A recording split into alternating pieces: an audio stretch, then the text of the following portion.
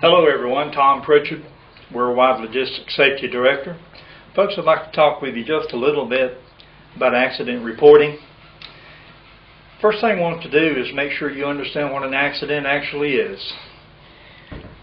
Our company defines an accident as an incident or an accident alleged or otherwise that results in damage to real estate, property, including our own, and or injury or death to any person. Now, if you really want to look at that hard, that pretty much says if you hit anything other than air, you need to call and report it. Now, we're going to talk about our accident reporting procedures, and we are also going to talk about the components of our accident reporting kit. And one of the first things we're going to do is we are going to show you exactly what is in the accident reporting kit, and we're going to tell you why it's there. First of all, we have in our accident reporting kit a disposable camera. I ask that you please use this camera to document any and all damages to our property and any other person's property.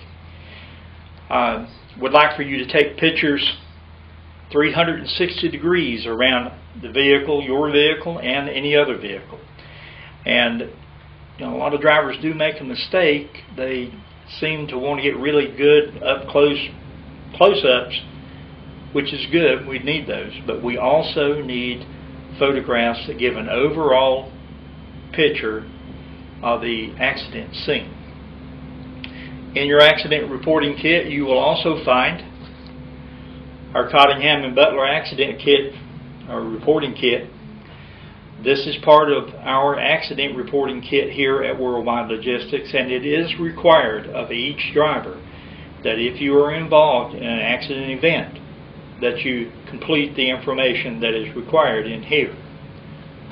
Also, in your accident reporting kit, you will have a chain of custody. The chain of custody is used in the event that the accident is a state reportable crash.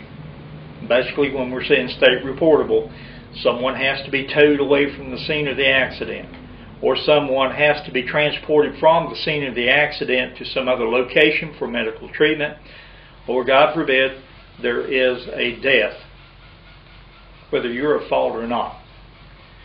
Okay, this is your chain of custody. This is very important.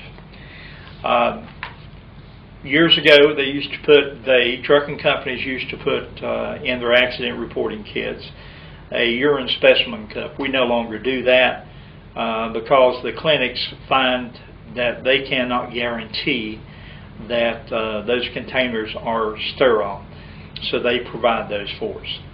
Also, in your accident reporting kit, you're going to have this document. This document tells you step for step what to do in the case of an accident. I'm going to go over this with you, and this applies to every single driver that we have, including owner-operators or employees of owner-operators, local drivers, regional drivers, part-time drivers, team drivers, or solo long-haul drivers. It applies to every driver we have at Worldwide Logistics. The first thing you are to do is to call the police. No ifs, ands, or buts. Call the police. This can help to protect you, and also it can help to protect our company. Call your safety director. My name's Tommy Pritchard, and if it's during normal business hours here on the East Coast, my telephone number is 800-255-0570, extension 6731. If it is after hours, you can call your normal dispatch number, and that will patch through to our answering service, and the answering service will call me. Or you can give me a call on my cell phone, which is 828-443-6269. Now, we ask that you prevent additional injury. Move vehicles out of harm's way and place appropriate safety signals and reflective triangles out. Okay? Assist the injured. Now, folks, I want to stress to you here that that does not mean that you run up to a vehicle, open up the door, and pull someone out of the vehicle. Please do not do that. Assisting someone can be as simple as calling 911, remaining there with them at the vehicle, assuring them that you have help on the way. As I said a few moments earlier, we do want you to take photographs. I want you to use every single exposure in the camera. And this works in our benefit if this happens to be a DOT reportable catastrophic accident and the photographs are subpoenaed for court. Maybe one of the questions a prosecutor would ask is, well, you've taken 5 beautiful pictures. How many exposures did you have in your camera? And you said 24, and then he looks at you and says, well, sir, what are you trying to hide? Where are the rest of the photographs? See what I mean? Okay. Now gather information as well. You want to gather witnesses' names, telephone numbers, addresses, and record the date and the time the crash took place, the circumstances of the crash, lighting, whether or not the road conditions were wet, cold, dark. Be very specific. Do not apologize or admit guilt, even though you may be feeling very bad. Please do not apologize or admit guilt to anyone. Now, when the police arrive at the scene of the accident, we want you to answer the police officer's questions truthfully, 100% truthfully. Do not volunteer information. However, if the officer asks you a question, tell the man the truth. Now, if this is a catastrophic accident, we may request our insurance company to send out a special adjuster to the location. That adjuster will be able to identify themselves as being from Cottingham and Butler, our insurance folks, and they will be able to kind of hold your hand through this. They will have credentials to identify themselves. However, if you are not absolutely satisfied that that person is who they say they are, call me. I will contact Cottingham and Butler, and I will get the name of the adjuster who is at the scene of the accident so that we can be 100% sure that we are dealing with people who are there to help us.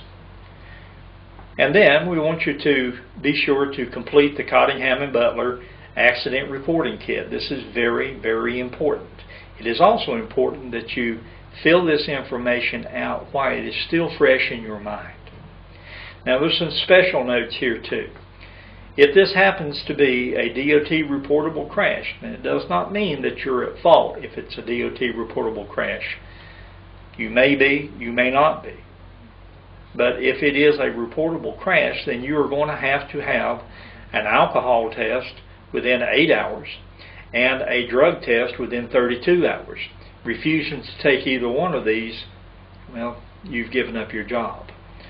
Alcohol testing must be completed, I told you 8 hours, but it actually says 2 hours.